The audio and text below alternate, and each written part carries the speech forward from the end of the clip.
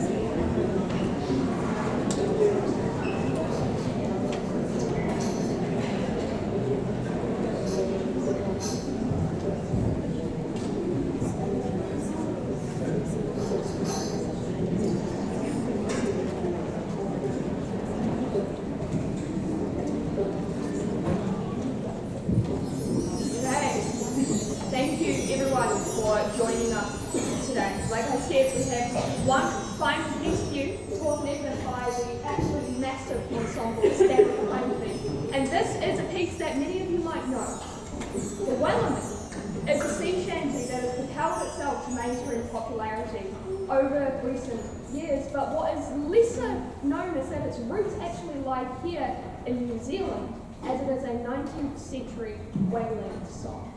The Wellerman, in this case, actually refers to a real supply ship owned by the Australian-New Zealand firm Weller & Co., who established a whaling station down in Otago.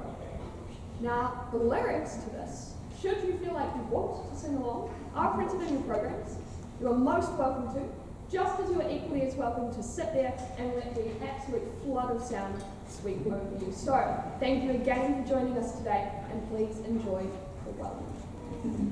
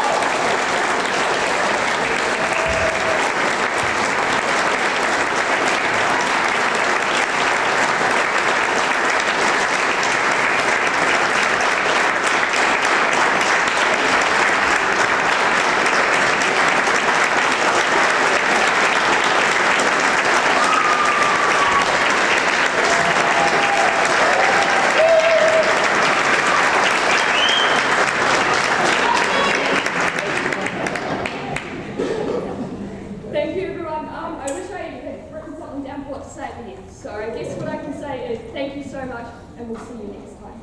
Farewell.